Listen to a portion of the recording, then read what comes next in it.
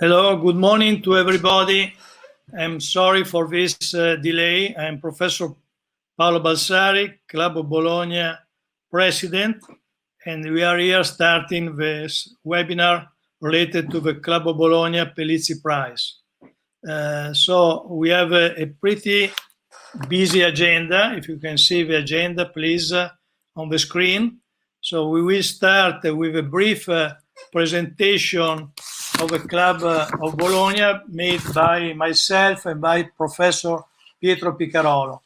So let me, and if you can go to the next slide, please, let me give you some words on the Club of Bologna Pellizzi Prize. This is an international competition of a club and of the Accademia dei Gergofili that is sponsored by Federacoma, entitled to the Club of Bologna founder, Professor Giuseppe Pellizzi, reserved to PhD thesis related to the topic of agricultural machinery and mechanization. The winners of this competition will become Club of Bologna members for 5 years. Can we go to the next slide, please? The requirements to attend the Pellizzi Prize are to have a PhD in agricultural machinery and mechanization under the following specific headings: tractors and engines, agricultural machinery and mechanization, components and materials, automations and electronics, and to have a maximum age of 37 years, and to have obtained the PhD title not after 3 years from the publication of the prize notice on the Club of Bologna website. We are right now to the 4th editions of the Giuseppe Pellizzi Prize. First one was held in 2012. Can we move to the next slide, please? Here we can see the, please, next slide. Here we can see the first editions in 2012 with the 3 winners: Dr. Bergmann from Spain, Dr. Pitts from Estonia, and Dr. Novalade from India. The second editions, can you move to the next slide, please? Was in 2000. Now this is the third editions. You can have to go back to once, please. Go back to one slide, please. No, back and on forward, please. Go back here. Thank you. The second editions was in 2016, and we have this 3 winner: Dr. Pureza from the United States, Dr. Ram from Germany, and Dr. Amedia from the United States. Then in 2018, can you move to the next slide, please? We have 4 winners. First was Dr. Choi from the United States, and second, Dr. Yatskul from France, and we have the 3rd place share between Dr. Fuentes from Spain and Dr. Grella from Italy. And now we are to the 2020 Giuseppe Pellizzi Prize editions. This is, can you move to the next slide, please? These are the 4 finalists in alphabetic order. They really don't know yet who is the winner. We will have the award ceremony with the classification order during EMA 2021. And the 4 finalists are Dr. Bergmann from Germany, that is a system engineering for electronic from Class Industry, Dr. Gan Hu, that is an assistant professor at the Department of Biosystem Engineering and Soil Science at the Institute of Agriculture, University of Tennessee. Dr. Umodi is a scientist and in Farm Machinery and Power, Division of Agriculture Engineering at the Indian Institute of Sugarcane Research. And then Dr. Zhang Xin from the United States is a postdoctoral research associate at the Department of Biological and Agriculture Engineering at the University of Davis in California. So now I give the floor to Professor Pietro Picarolo, Vice President of Academia of Geographically, for a short presentation from his side. Thank you, Pietro. Thank you, Professor Borsali. Good afternoon, everybody. Only a few words about the Academy. The Geography Academy was founded in Florence in 1753. So it's 267 years old. It's the world's oldest institution of this kind to concern itself with agriculture and forestry. In all this year, the Academy has led the development in agricultural science in broader sense and promote innovation in agriculture and forestry in respect of the environment, economic, and social sustainability. Its activity is carried out through assembly, meeting, congress, webinar, and exhibition, publication on its annals and in its social network, study in cooperation with other institutions, and of course, preservation and enhancement of the library, of the historical archive and collection.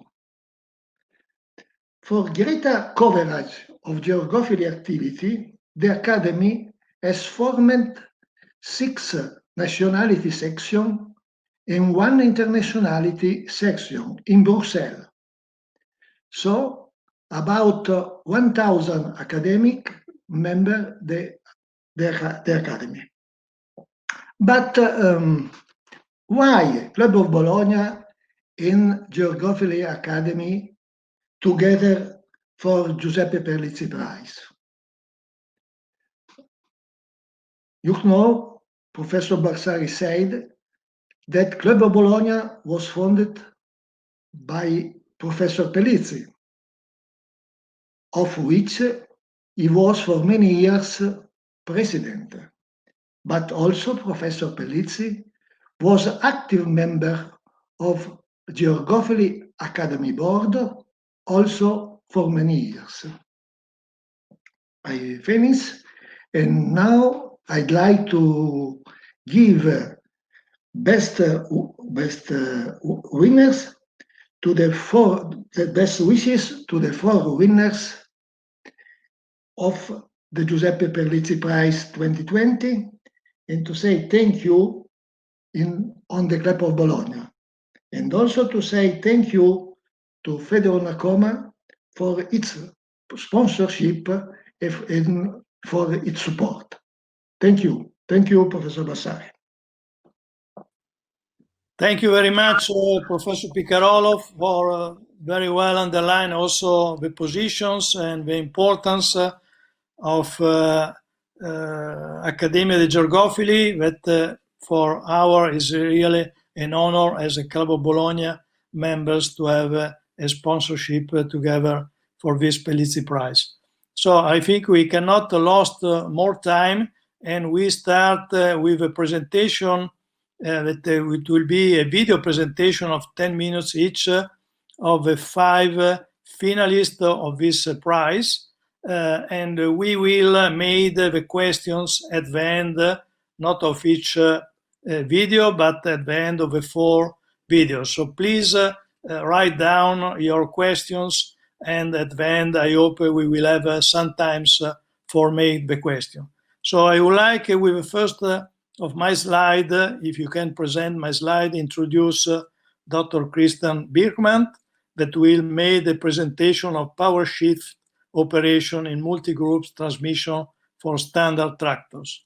So if you can start with the video, please. Thank you for attending to the presentation of my PhD thesis with the title Power Shift Operations in Multi-Group Transmissions for Standard Tractors. Before we come more into the details, probably a few words to myself. My name is Bergmann.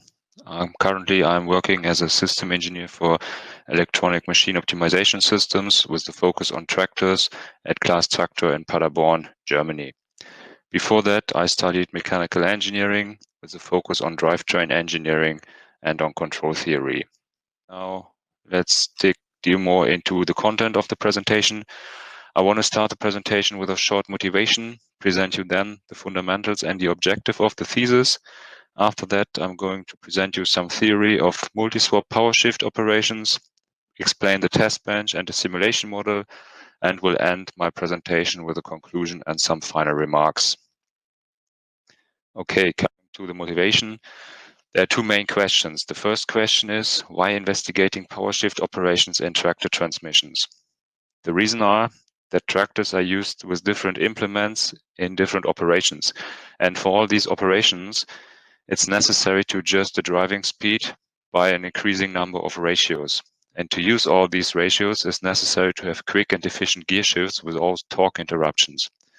Moreover, today the power shift transmissions are in a strong competition to continuously variable drivetrains in terms of driving comfort and efficiency. The other important question is, why investigating power shift operations in multi-group transmissions? The reason for that is the high number of gears in these kind of transmissions. Today, full power shift transmissions offer up to 28 gears, and with such a huge number of gears, it's necessary to use the group transmission design to reduce the assembly space and cost. For example, on the right side here, you can see that a 16-gear transmission you can reduce by half in theory if you make it a two-group transmission offering 4 gears per group. Moreover, scientific pulling force measurements show, like you can see here in this picture, that during downshifts, the pulling force reduces by half for a period of 1 second. Moreover, within the downshift, there are some jerks additionally, which leads to less comfortable gear shift. And this leads then to the final conclusion that investigating the characteristics and the optimization potential of power shifts in multi-group transmission is of very high interest. So far for the motivation. Now I want to come to the fundamentals and the objective of the thesis. To explain the fundamentals, it's necessary to understand how multi-group transmissions are designed.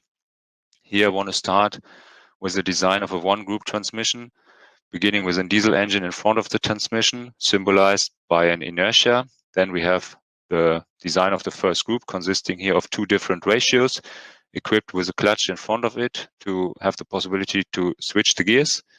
And we have an output inertia of the first group. By adding in a serial arrangement, a second group, for example, with 4 different ratios, we got a 2-group transmission. With a third group, we get a 3-group transmission, which I call a multi-group transmission. This transmission offers at the end 24 gears. By assuming, for example, a certain ratio step between the ratios of the first group, we can create, first of all, 2 gears of the transmission, which you can see here. Assuming now equally spaced ratio steps in the second group, we can multiply the number of gears of the first group to end up with 8 different gears here. Assuming now a smaller ratio step between the first 2 ratios of the third group, and the ratio step is the half of the ratio step of the first group, we can double the number of gears and half the ratio step of the gears. And on the opposite, if we add a very big ratio step in the third group, we can create additionally 8 gears to end up then with the full 24 gears, but with a bigger ratio steps in the last part of the ratios. Looking now more deep on the different gear shifts that occur, you will see that we have several types of one-swap gear shifts. One swap means that the gear shift only happens within one group. And you see that sometimes we have gear shifts that take place in the third group, and sometimes we have gear shift that take place in the first group. There are gear shifts that are called two-swap gear shifts because 2 groups are involved, like you can see here. And The importance here is that of these two groups, one group has the bigger ratio step and the other one has the smaller ratio step. And the bigger ratio step is what I call the main step because it defines the shifting direction. And the minor steps, which are the smaller steps, compensate the big ratio step of the main step to reach the final gear step. And additionally, we have some 3-swap gear shifts in this transmission and also 2 different types of 3-swaps, which are differentiated by the location of the main step compared to the location of the minor steps. By knowing now that within one transmission several kinds of power shift can occur, different research questions occur. The first question is then, how does the arrangement of the main steps and the minor steps influence the multi-swap power shifts within some transmissions? The next question is, what is the optimal shifting order between main and minor steps if you have one exemplary transmission, for example? The third question is then, how does each clutch contribute to the gear shift quality of a power shift, which is necessary to know for the gear shift parameter application process to know on which clutch you need to spend most of the effort? And the last question is, to which extent do centrifugal forces within the hydraulic clutch actuation system influence the gear shift quality in general?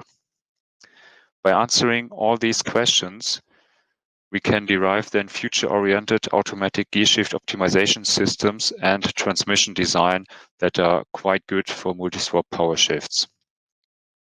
So far for the fundamentals. Now I want to explain you more in deep how I investigated the multi-swap power shift operations in theory. I focused on transmission with 4 groups because 4 groups is the highest number of groups that are currently available in full power shift transmissions. Moreover, I had a focus on different arrangement of groups because, as I said, this has an influence on the power shift operation. Then I did some preliminary considerations with the help of speed charts to have an idea how big the ratio steps are and how much inertia within the transmission need to be accelerated or decelerated during a gear shift. This is what you can see here in this part of the presentation. After that, I made detailed analysis with the help of speed and torque analysis within the transmission. This is what you can see here. And this offers me the possibility to look more deep in the transmission itself and to compare, for example, non-optimized shift with optimized downshifts. Finally, the aim are to develop general applicable recommendations for up and downshift for each kind of the transmission design. After that, it is necessary to prove these theoretical approaches with some test bench and simulation model. On the right side at the top, you can see the design of the test bench. It consists of a diesel engine in front, in the middle the test transmission, which has a 4-group design with the main step at the output. And then we have some elastic shaft elements in the test bench to simulate the tire behavior, an adjustable inertia to adjust the vehicle mass, and an electrical machine to provide a certain output torque of the transmission. The dynamic behavior of this test bench was validated by power shift measurements in a tractor and on a test bench with a different kind of transmission. And I also developed a simulation model of the test bench and the test transmission. On the right side here, you can see the comparison between the simulation and the measurement results, simulation in black and the measurement results in red. And you see that for the input speed and the output speed, we have a very good correlation, as well as for efficiency and for power losses investigations. And this is the reason why this simulation model offers me the possibility to investigate the interaction of all clutches, the occurring centrifugal forces in the clutches, and of course the power losses and energy losses in more detail.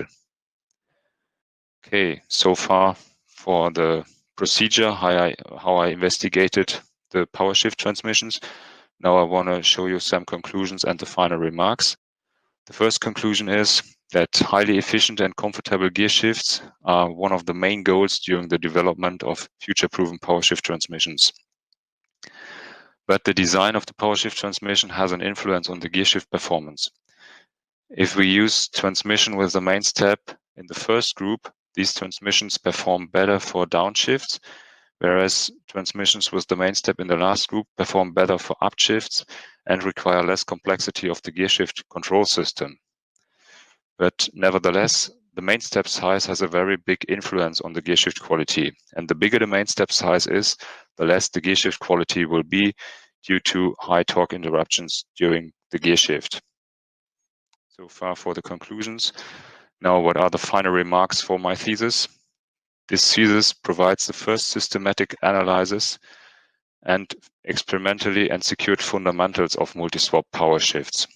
Based on these fundamentals, I was able to generate general applicable recommendations for the transmission design, the shift order proposals for efficiency results, and so on. And by the mentioned test bench and the simulation model, these recommendations could be validated and current transmission design processes could be supported by the simulation model. Yeah, thank you for your attendance, and now I'm open to questions. So thank you very much, Dr. Bergmann, for very really interesting research activity and for the very well presented video. It's not really easy to do a video of a year or more of working for a PhD activity in just 10 minutes. So we need to move to the next presentations that is will be made by Dr. Haugan, and the title is An Autonomous Immature Green Citrus Fruit. So also in this case we have a video. Please, if you can make starting the video.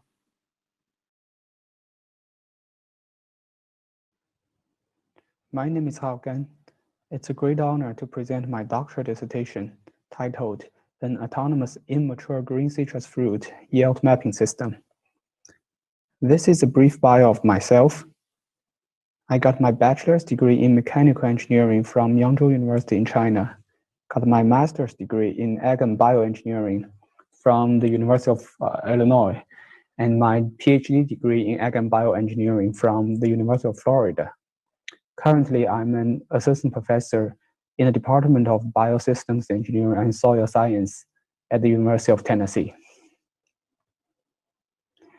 My doctoral dissertation was focused on developing a robot for early yield mapping of citrus fruit. There are a lot of benefits of doing early yield mapping.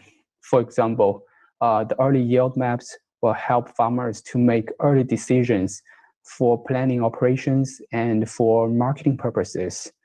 And the maps will also help farmers to make decisions on site-specific treatments in order to improve the production. Of course, early yield mapping has a lot of challenges. For example, the varying illumination conditions, which is a challenge for almost all outdoor imaging. And the color similarities between fruit and leaves, as you can see from this picture, the color between those two are almost the same. And occlusions and grouping issues, which is a challenge for a lot of specialty crops.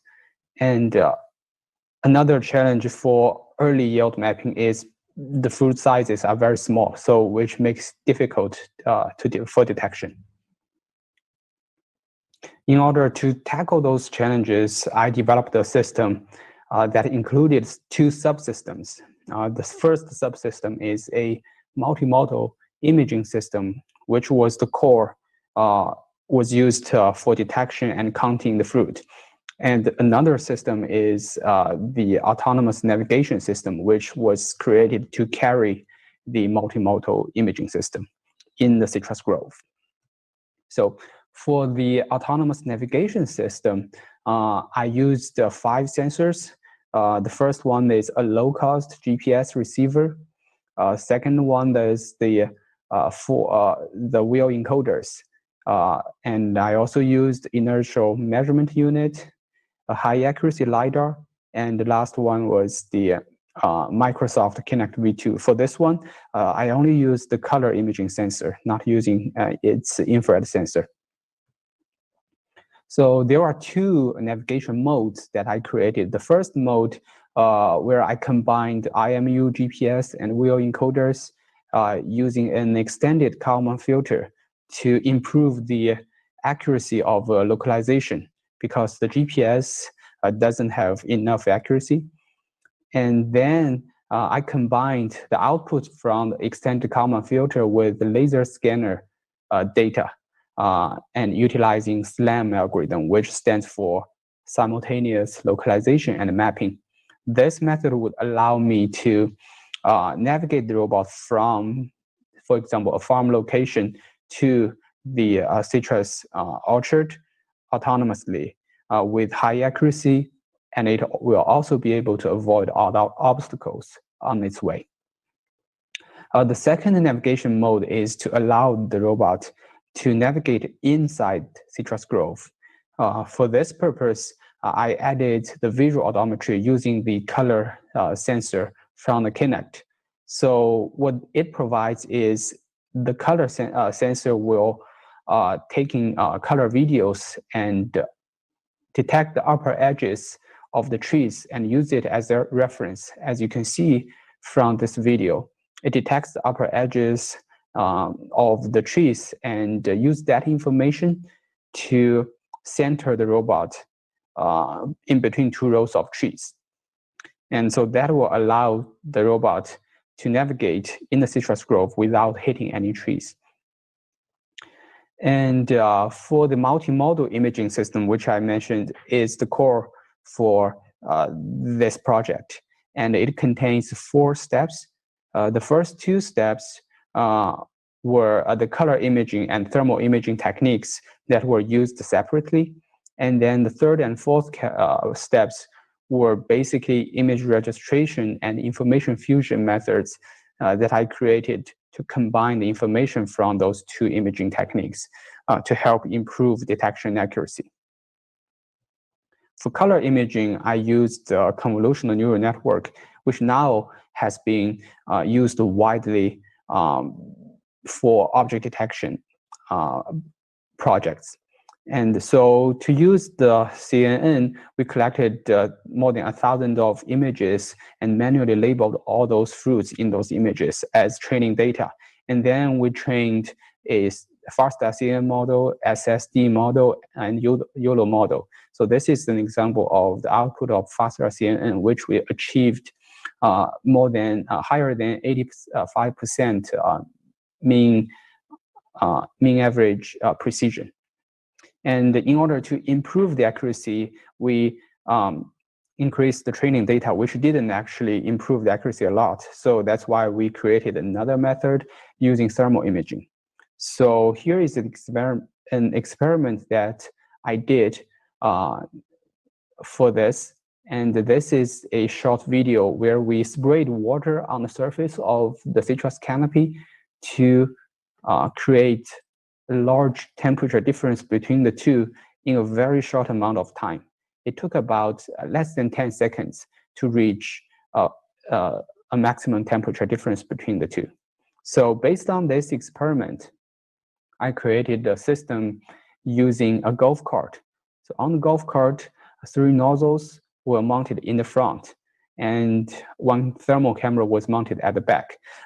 We had experiments a lot of experiments to determine parameters and to optimize the system design. And eventually, we were able to utilize this system to spray water uniformly on the surface and take very good thermal videos.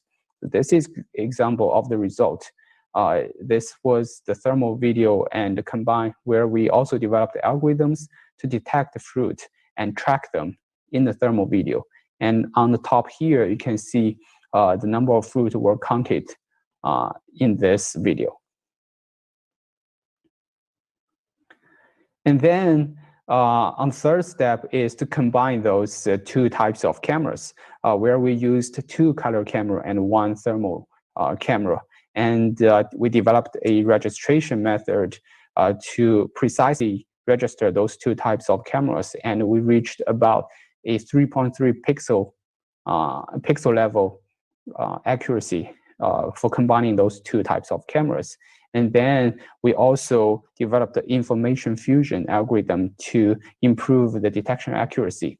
As you can see here, the black line here was the result using only color cameras, the recall and precision values.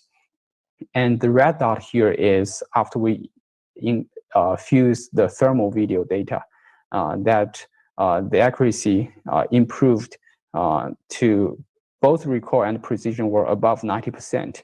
And you can see there is a very obvious improvement as the red dot is clearly above the black line here.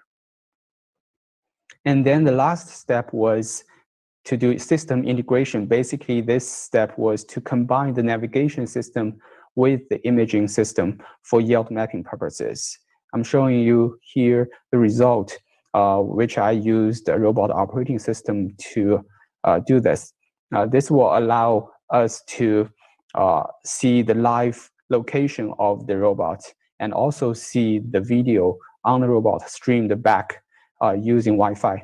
And here you can see this is the color imager from the Kinect. This is the color camera for detecting fruit.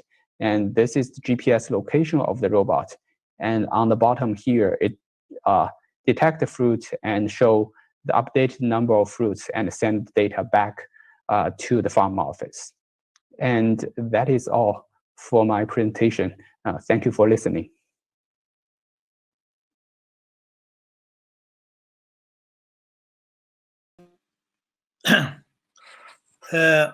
Thank you very much, Dr. Gan, also for your very nice presentations. So as I said before, the time is really very short, so we move immediately to the next one. That is the presentation of Dr. Modi Reyes on design, development, and evaluation of tractor-operated seeder for mat-type paddy nursery. As I mentioned before, we try to have the questions at the end. I have difficulties to see your questions, so I'm really asking to our General Secretary, Dr. Fiala, to try to give me your question, but I'm not sure we will have the time. So in case we will not have the time, I will suggest you then to send the questions to the Club of Bologna, and we will forward them to the finalists for get your answer. But now we move, as I said before, to the next video of Dr. Rashid. Please.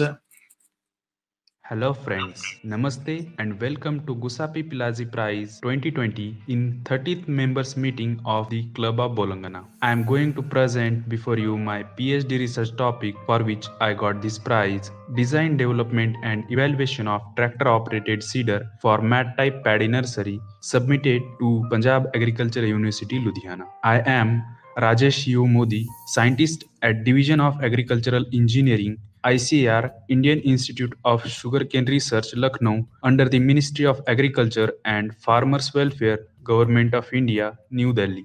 As we know, paddy is the most important cereal crop. It is a staple food for more than 60% of the world people and more than 66% of the Indian people. This crop is best suited in high temperature, high humidity, prolonged sunshine and assured water supply. With same conditions, Asia is the major paddy producer and countries are China, India, Indonesia, Bangladesh and Vietnam. Though India have highest area under paddy, the production and productivity is low as compared to the major paddy producer China. The reason could be paddy nursery sowing and transplanting is done manually by migrant laborers in the state. Inflow of the migrant laborers is decreasing due to opportunities available at their native place. Also, fixed wages through government schemes were providing choice of work to casual labor in the rural area. However, paddy nursery sowing must be done during 20th May to 5th of June, followed by paddy transplanting during 20th of June to 5th of July. Meanwhile, during the month of April to June, 41% casual labor is getting employed in government schemes. Besides, paddy transplanting window is narrowed due to Water Prevention Act, and delayed transplanting of paddy resulted reduction in the yield. Thus, transplanting operation needs to be mechanized for timely transplanting of paddy. In India, present overall farm mechanization level in paddy is about 45%. In this, seedbed preparation is highly mechanized, about 70%, whereas transplanting is only about 20%. In order to enhance farm mechanization in paddy, Government of Punjab, in collaboration with PAU, introduced paddy transplanters using mat type nursery. About 760 paddy transplanters of various types such as single wheel, four-wheel drive, and walk-behind type are available. Field performance of these transplanters is successful but need quality mat type nursery. It can be grown either in plastic tray or in open field. Nursery in plastic tray can be grown using stationary machine, but it has limitations such as transportation of soil to station, costly trays, and again transportation of grown nursery to the field. Thus, farmers prefer to grow nursery in the open field, but it has number of operations start from seedbed preparation, laying of polythene sheet, placement of frame, soil placement, leveling of the bed, broadcasting the seeds, covering the seeds, watering, and up to removing the frames. Then irrigation for 30 days and nursery is ready for transplanting. So to accomplish all the operations in one go, there was a need to design, develop, and evaluate a simple and cost-effective tractor-operated machine for raising mat-type seedlings of paddy.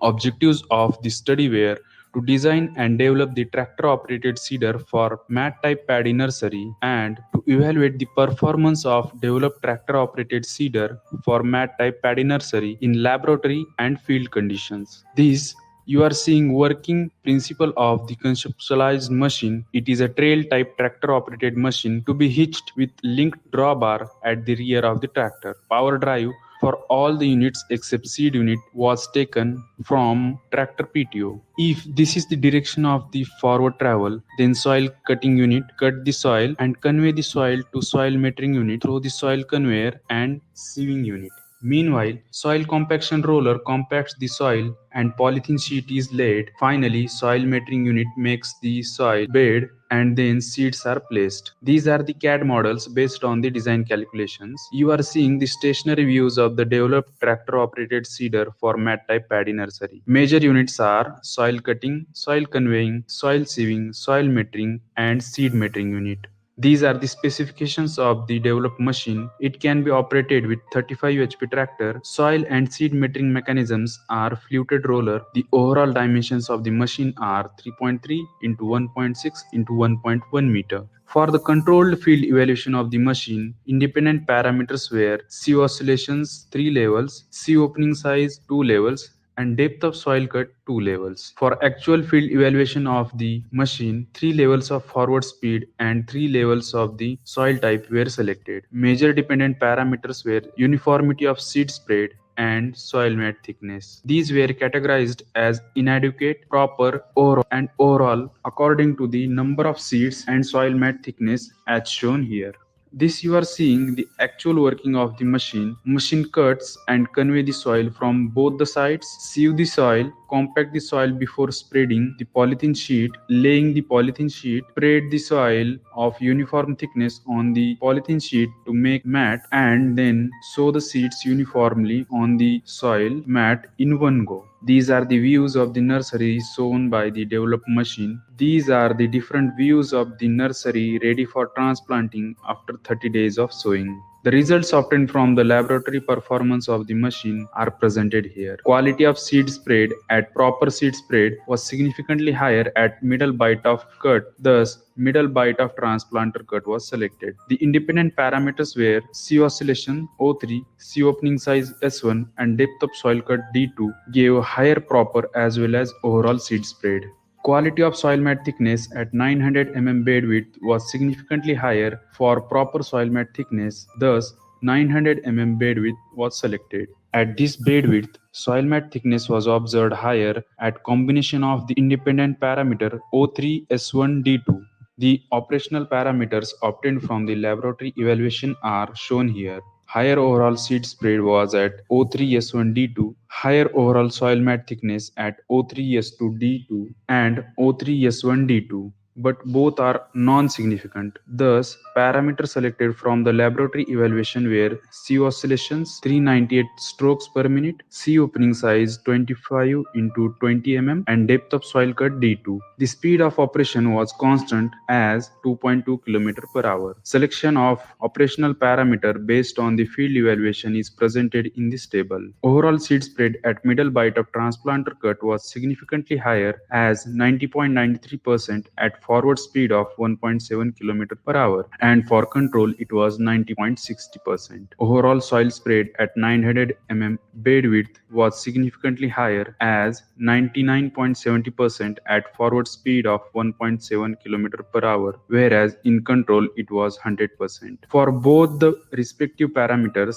values were non-significant with forward speed of 1.7 km per hour. The fuel consumption of the machine was 4.36 liter per hour. Actual field capacity was 0.11 and significantly higher as compared to control, that is 0.01 hectare per hour. In summary and conclusions, it was concluded that optimum performance of the machine was obtained using C oscillations 398 strokes per minute, C opening size 25 into 20 mm, and depth of soil cut 80 mm at a forward travel speed of 1.7 km per hour on all soil types. At these operational parameters, overall seed spread was 90.93%, overall soil mat thickness was 99.70%, fuel consumption was 4.36 liter per hour, actual field capacity was 0.11 hectare per hour, saving in cost of sowing was 87.79%, and labor saving was about 96.36%. In the final remarks, I can say that this machine will boost the mechanization in paddy transplanting. There is higher demand for the developed technology in the farming community as trials are being carried out in farmers' field at various locations in the Punjab state. Also, the patent has been filed at Patent Office, New Delhi, India. Finally, I take this great opportunity to say thanks to prestigious Club of Bologna and its management committee members, President Professor Palau Balsari, Secretary General Professor Marco Fila, Academia di George Fili, Feder Onokoma, IMA International, for recognizing my research work and providing a platform to present. I am sincerely thankful to my major advisor and ADR Dr. G.S. Manes, also to Director of Extension Dr. J.S. Mahal for their keen interest and timely guidance. I am also thankful to my acting tutor in this competition, Dr. Surendra Singh. Indeed, I am thankful to my mother institute, Punjab Agricultural University, Ludhiana, for providing necessary research facilities, and Indian Council of Agricultural Research, New Delhi, for sufficient funding to carry out this research. Thank you, one and all, for listening me patiently. Thank you very much also to you, Dr. Modi Rayesh. I understand it's been really a big running to try to stay inside of these 10 minutes. So also we have to run it, unfortunately, so I really move immediately to the next video that will be the one from Dr. Xang Xin, that will make a presentation on study of canopy machine interaction in mass mechanical harvest of fresh market apples. Received this prestigious award from the Club of Bologna. I'm also very excited to share some of my work during my PhD study today. So let's start off. A very brief introduction to myself. Again, my name is Xin, and I originally came from China. I'm currently employed by UC Davis as a postdoc. It's a pleasure to work with Dr. Alireza Pellizzi at Digital Agriculture Lab here. I got my PhD degree from Washington State University in biological and agriculture engineering earlier this year. Dr. Qing Zhang, Dr. Manoj Karki, and Dr. Matthew Whiting are on my research committee board. Fresh market apples comprise one of the most important high-value agricultural products in the US and the #1 agriculture commodity in Washington state. About 300,000 acres of apple, that was approximately 5.2 billion kilograms, are harvested every year nationally, and about 200,000 acres are coming from Washington state. Traditionally, apple harvesting requires a large workforce in small harvesting window. Given a huge production volume requiring high labor demand, coupled with decreasing labor availability and unreliable sources of this labor force, apple growers around the country are facing an increasingly challenging situation to hire and keep skilled harvest laborers. As an alternative, mechanical harvesting might be one of the solutions. Shake and catch technologies have been invented since 1960s, but they've never been really vastly tested in commercial orchards. The lack of such technology is a great loss for the industry because of the uncertainty of labor sources and the rapid increment of labor costs. Therefore, there is an urgent need to work on these techniques to further improve the potential for commercial success.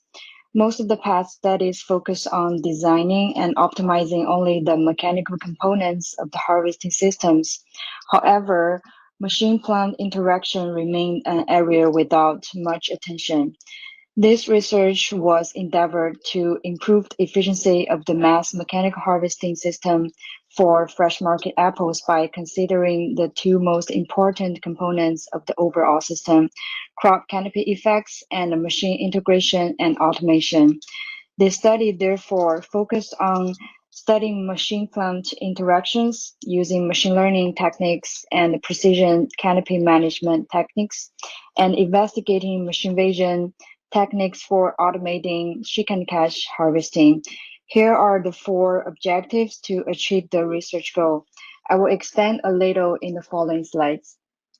Our first objective is to identify the most relevant canopy parameters affecting the harvest efficiency.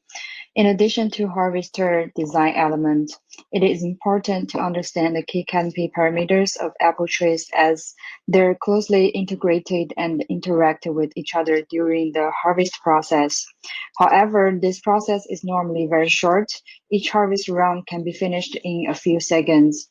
In this study, the impact of 11 canopy parameters from 3 categories, which is branch, fruit, and shoot, mechanical harvesting were investigated for vertically trimmed and V-trellis trees during the harvesting trials. A supervised machine learning algorithm was adopted to analyze the canopy data sets. Overall, more than 2,600 ground truth data points, which are apples, were classified into 2 binary classes of fruit removal status. The first one is mechanically harvested and then unharvested apples. The principal components analysis was adopted to determine the key canopy parameters by calculating the coefficients of principal components. If we take a look at the parameter distribution, we can find that some parameters such as shoot length have different distributions on harvested and unharvested apples, which indicate that it might influence the harvesting efficiency. By using a ranking system and defining a coefficient in PCA, fruit load per branch, branch basal diameter, and shoot length were the most relevant among all other parameters. These results provide guidance for growers in canopy management that could improve efficiency of a mechanical harvesting system. Our second objective is to study the influence of precision canopy management on the harvest efficiency. This transdisciplinary study on mechanical harvest system for apple have shown that fruit removal efficiency with a vibratory system can be improved with precision canopy management. In this study, the effect of precision pruning strategies on fruit removal efficiency, namely FRE, was evaluated in 2 groups of randomly selected horizontal branches of apple trees in a commercial orchard. Fruiting lateral branches were pruned to either shorter than guideline 1 or guideline 2. FRE for branches treated with guideline 1 was significantly higher than FRE for branches treated with guideline 2. A negative relationship between FRE and the lateral shoot length was recorded. The fruit removal efficiency was up to 98% when shoots were shorter than 5 centimeter, and the FRE was only 56% for shoots of 25 centimeters or longer. A shoot diameter to length index was developed to better understand the effect of shoot size on fruit removal efficiency. In addition, mechanically harvested fruit quality was assessed based on USDA standards. However, no significant difference was found between the two treated groups. Our third objective is to perform a comprehensive evaluation of different harvesting systems. The study was to evaluate harvesting efficiency of different shaking methods, followed by overall effectiveness of different integrated system shake and catch harvest based on experimental data obtained from a multiple-year field test conducted in commercial apple orchards. Data were collected from multi-year field evaluations on 3 shaking methods: continuous nonlinear, continuous linear, and intermittent linear reciprocating, using either handheld, hydraulically driven, or semi-automated harvesters on 6 popular apple cultivars. Results revealed that for different harvest systems, the semi-automated harvest system achieved the highest fruit removal efficiency of 90%, followed by the handheld 87% and hydraulic system 84%, mainly attributing to the different shaking methods employed. However, the differences were statistically insignificant. Among all 3 tested technologies, the developed prototype of semi-automated system achieved the highest level of mechanization, as well as the fruit removal efficiency and the best fruit quality. As the semi-automated system did not yet include the auto positioning function, it would take about 8 times longer to position its shaker head than the actual shaking time, which leads to our next study. Our last objective is to develop a machine vision system for identifying shaking locations on the tree branches. As one of the major challenges in shake and catch harvest was to position the shaking end effector and the catching device at appropriate locations within tree canopies. A vision system has been used for automatically and accurately identifying desired canopy locations. Convolutional neural networks-based semantic segmentation was utilized to identify the tree trunks and branches for supporting mass mechanical harvesting of apples. There were 3 CNN architectures employed in this study. 4 pixel classes were predefined as branches, trunks, apples, and leaves to segment the tree canopies with varying foliage density.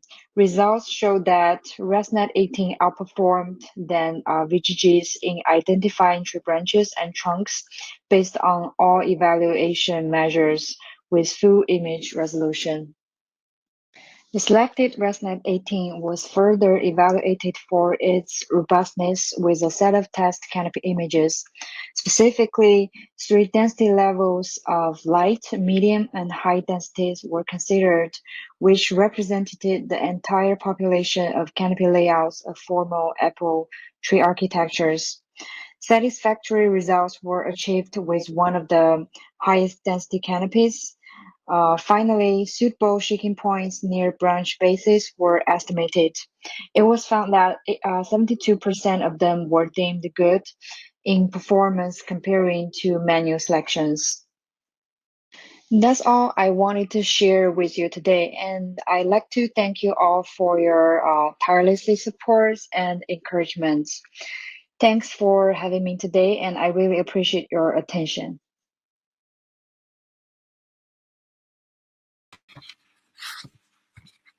Hello again, and thanks also to you, Dr. Xangxin, for your excellent presentations and video. So I'm really sorry, but unfortunately, we are not allowed to use more time. So we have several questions. I would like, first of all, to have in the screen, if possible, all the finalists, just to see their face. They spend a lot of time to prepare the video. I'm sorry we will not have the time to ask them questions. We have quite a lot of questions, really, because all your presentations were really excellent.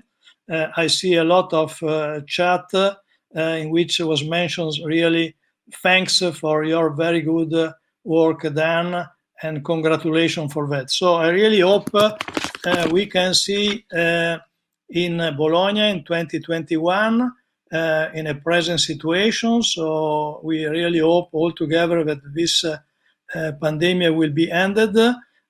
So I hope at that time all the Club of Bologna members, I know there are quite a lot of them now following this webinar, will be able to know you better and make directly to you the questions. So many thanks again. I'm really sorry for very limited time, but we have to follow what is the schedule. And I would like again to thank all of you, all the colleagues of the Club of Bologna, and see you in Bologna in a present way in 2021. Good luck to everybody and see you. Thank you. Thank you, See you. Dr. Goodbye. Sorry. It's good to be here. Yeah, hopefully we'll see each other in Italy soon. Thank you. Thank you very much. Thank you.